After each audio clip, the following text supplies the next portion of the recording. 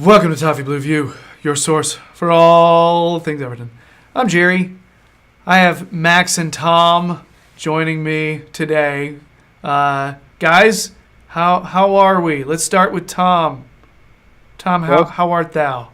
Going good, yeah. Just frustrated by the extensive injuries and it just keeps happening, doesn't it? When's it going to end? Bad luck for Marco Silva. It's not the start we wanted at all. I know we're still undefeated, but how many injuries and suspensions are we going to get before there's no players left? We've just shipped them all out and there's literally no one.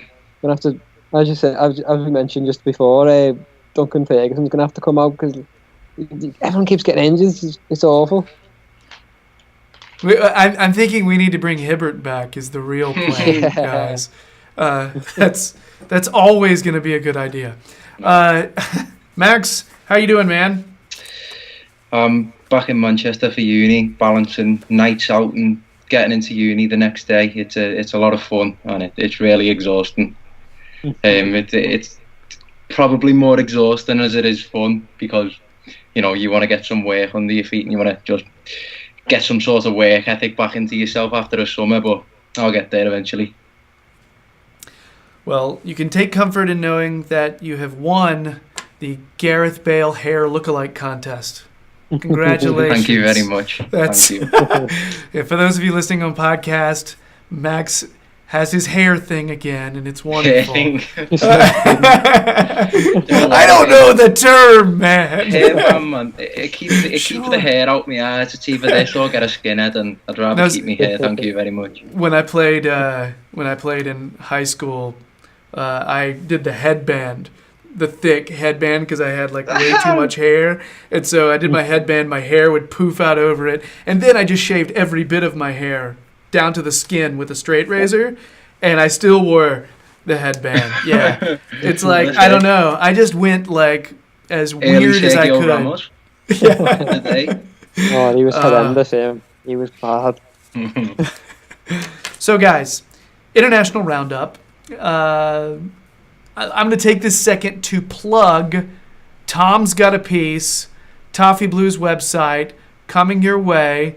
Read it. It's full of smart things about Everton players that played in other places. All right? So, yeah, check that out. So as far as the international roundup, Tom, should we just start with the one that everybody's talking about, seemingly, Richarlison?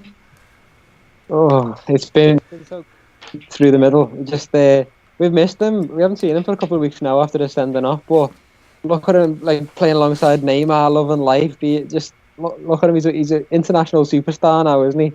After a few weeks with the Blues, that's what Everton does to you. You see, but no, it's been great seeing him with the number 9 Brazil shirt, and he just goes from height to height. He just keeps improving all the time, and he scored 2 on his first start for Brazil up front. It's just wonderful to see, and I just can't wait to see him play up front for Everton. Max, what do you think about that guy?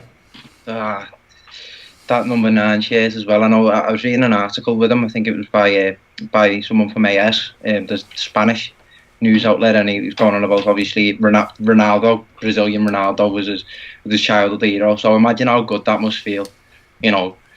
As Tom said as well, he's going around like Neymar's best mate, isn't he? Giving it all that on the Instagram stories, and you've got to be happy for him, haven't you? I mean, obviously, everyone's read about his childhood and his rise to where he is now, and he just seems like this meteoric rise that he's going through. The hype's real, as it seems. He's continuing this trend of delivering, scoring braces on his debuts for Everton and Brazil, and long may it continue. Yeah. Very surreal moment when you see Richarlison call Neymar over and say, "Hey, let's do the pigeon dance, man. Come on, let's celebrate that together." What? That's crazy. That was awesome. Exciting moment.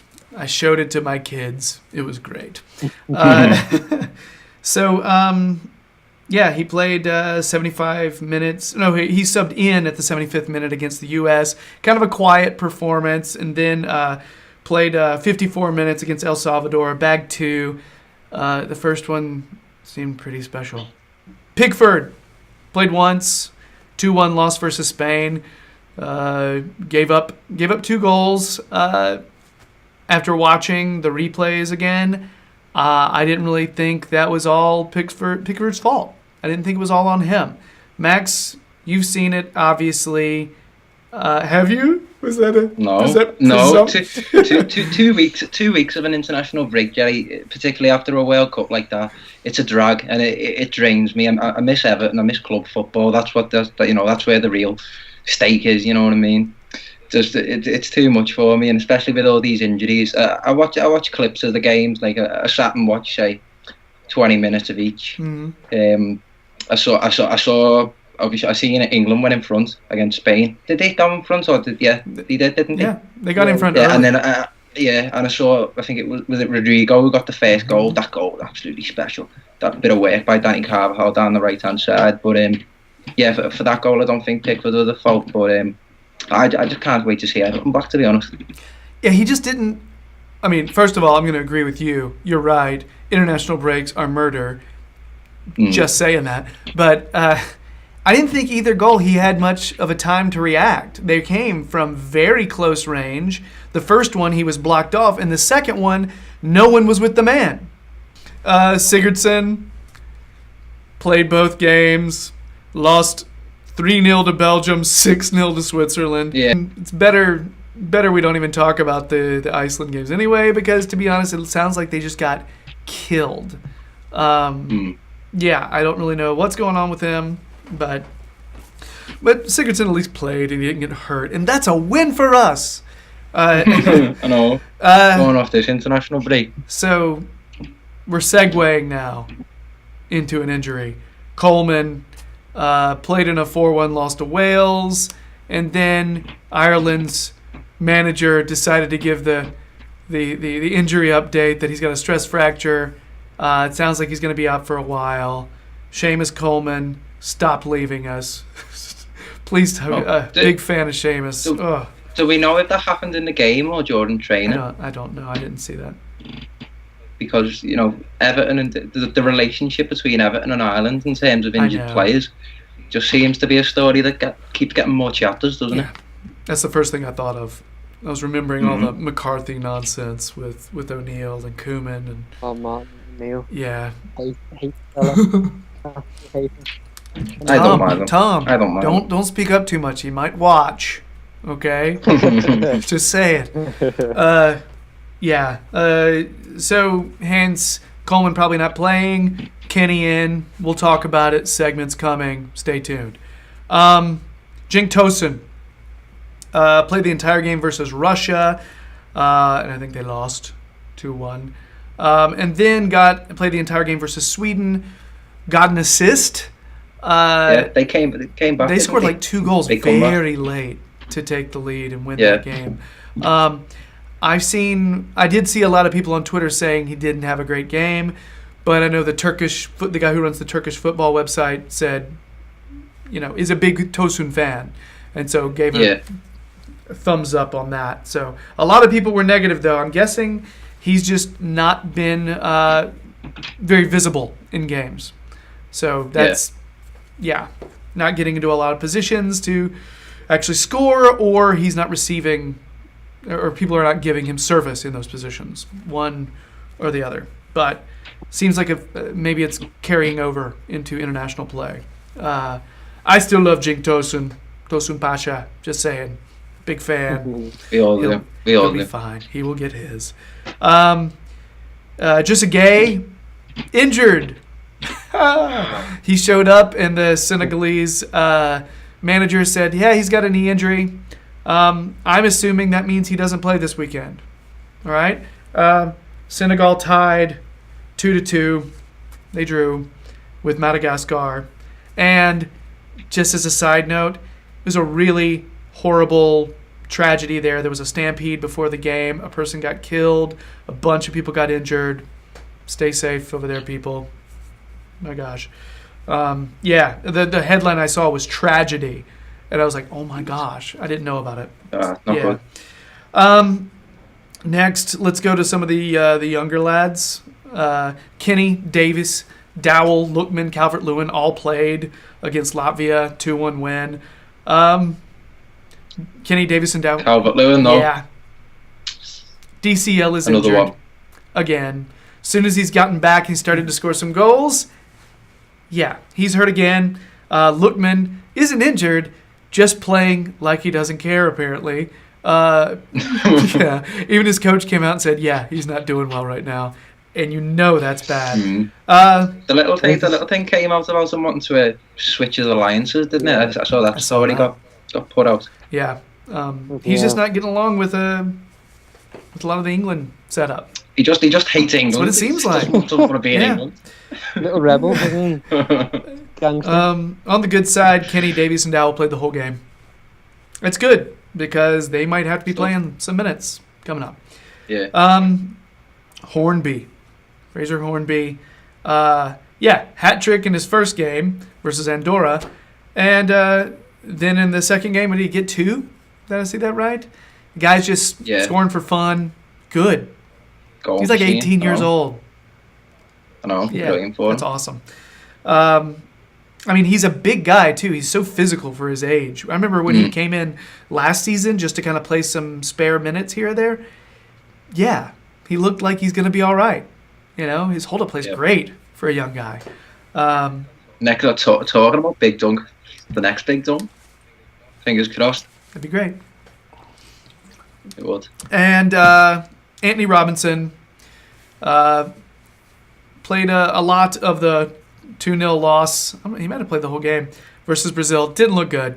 Had a poor outing versus Brazil.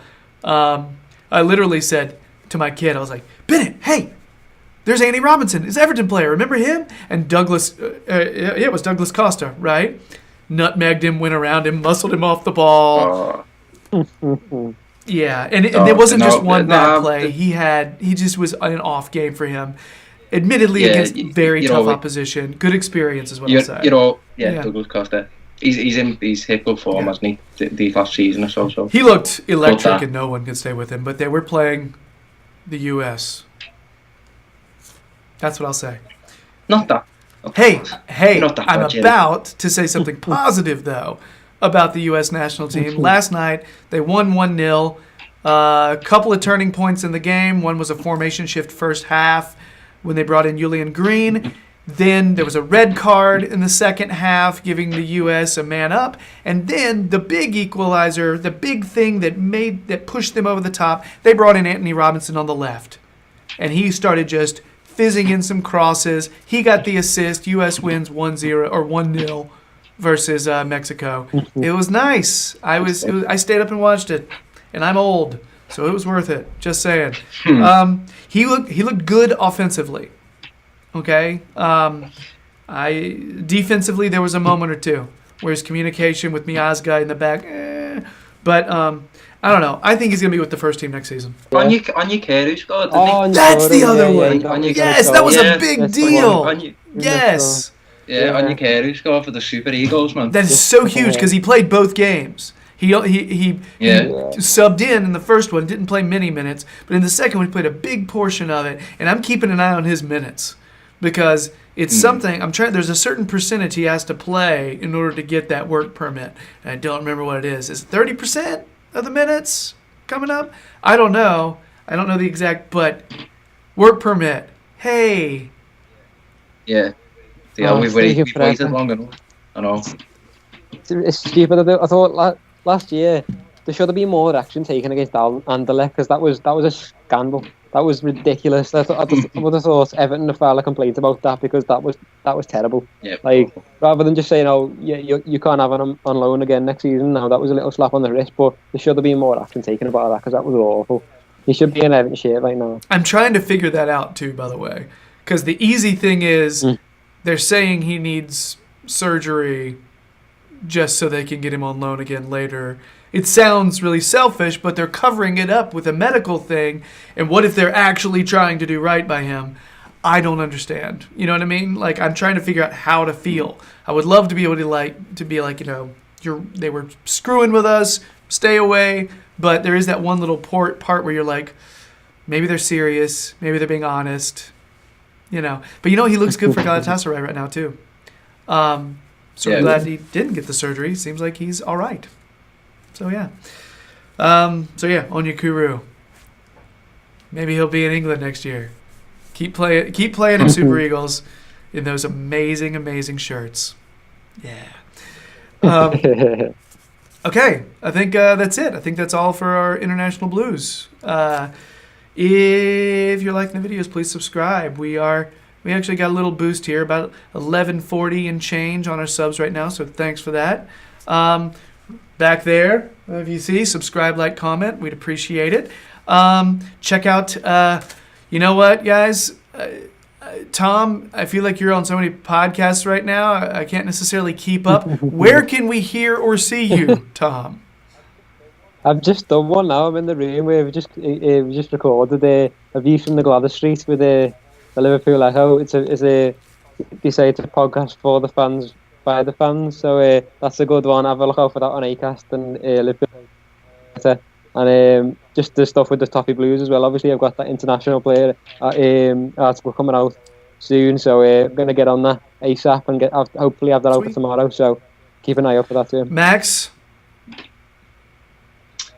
I've starved myself of work this international break, but with obviously I think with the game on Sunday, get back down there and kick myself off, get a few more podcasts done, get a few articles out in the air. Once Everton get in form, I'll get in form. You know what I mean? in short, check their Twitter. Their little names are like right there underneath their picture. They will tell you where to find their stuff. Trust me. All right, that's it. Let's go talk about John Joe Kinney. So, bye. Hey.